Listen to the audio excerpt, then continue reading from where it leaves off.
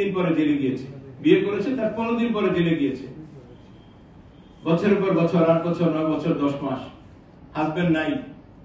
এই বউর কি অবস্থা, না শ্বশুর বাড়িতে ভালো অবস্থান আছে, নিরাপদ অবস্থান আছে, না বাপের বাড়িতে। অনেকের বউ চলে গেছে, আমরা নিজেরা সাক্ষী।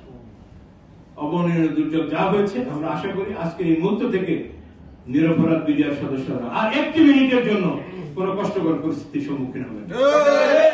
এই তদন্ত কমিশন যে সত্য বের করেছে, দীর্ঘ সময় পরে হলে আমরা সরকারকে সাধুবাদ জানাচ্ছি, আমরা মহামান্য হাইকোর্টকে ধন্যবাদ জানাচ্ছি, যারা আমাদের চিৎকারটাকে আমলে নিয়েছিলেন, একটি স্বাধীন তদন্ত কমিশন করার কথা বলেছিলেন, এবং স্বাধীন তদন্ত কমিশন আজকে আমরা যেটুকু জেনেছি অনেক প্রধান উপদেষ্টার ফেসবুক ওয়াল থেকে একেবারেই পরিষ্কার হয়েছে যে আমাদের এই বিডিআর সদস্যরা নিরাপরাধ ছিলেন। যারা এই ঘটনা ঘটিয়েছে, যারা এই ঘটনার পরিকল্পনা করেছে, যারা এই ঘটনার মাস্টারমাইন্ড, তারা কেউ এই তদন্তের আওতায় আসেনি এবং মামলার আওতায় আসেনি। ধরাছোঁয়ার বাইরে থাকা সেই মানুষগুলোকে, সেই ক্রিমিনালগুলোকে আমরা আশা করছি এই স্বাধীন তদন্ত কমিশনকে যেভাবে আইন সিদ্ধ করা যায়, যেটা আমরা বললাম, এই প্রক্রিয়ায় আইনের আওতায় এনে অন্তত জাতিকে একটি কলঙ্ক থেকে মুক্তি দেবে। আমরা সেই প্রত্যাশার দিনগুলো।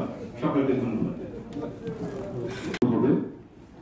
আমরা যে সমস্ত বিষয়গুলোতে নতুন করে, যেমন প্রকৃতপক্ষে যারা তারা কিন্তু পর্দার আড়ালে ছিল, তাদেরকে নতুন করে তদন্ত করে আবার এটা সংযুক্ত করছে, এই জন্য আমরা এটা সাধুবাদ জানাচ্ছি।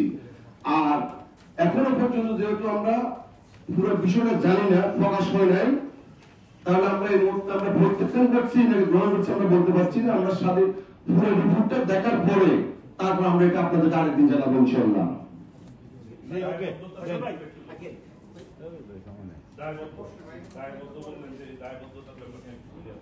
দায়বদ্ধ শুনুন, দায়বদ্ধ বলতে এখানে শুধু এখানে বারবার বুঝতে, এখানে দায়বদ্ধতা দিয়ে দিয়েছে শুধু বিডিআরকে, দুয়ের উন্নতারা দায়বদ্ধতা দিয়ে দিয়েছে বিডিআরকে। কিন্তু এই ঘটনার জন্য তো বিডিআর দায়বদ্ধতা না, এই ঘটনার জন্য দায়বদ্ধতা তৎকালীন পিলখানার যত কর্মকর্তা ছিলেন এবং বাংলাদেশ সরকার সকলের দায়বদ্ধতা।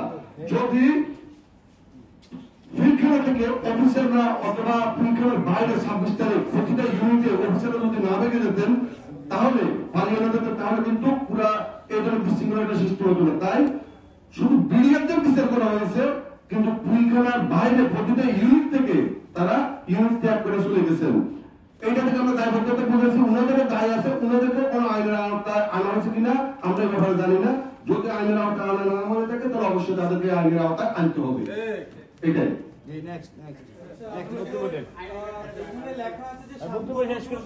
পূর্ণাঙ্গ প্রতিবেদন জনসম্মুখে প্রকাশ করতে হবে। কিছুক্ষণ আগে আপনি যখন বলছিলেন তখন 3 দিনের কথা বলতেন, একটু পরিষ্কার করবেন। আচ্ছা, আমাদের আইনের ব্যাপারটা আমাদের অ্যাডভোকেট ফারুক সাহেব, উনি হাইকোর্ট, বাংলাদেশ হাইকোর্ট, উনি আপনাকে সম্পূর্ণ বিশ্লেষণ করে বুঝাতে দিবেন ইনশাআল্লাহ।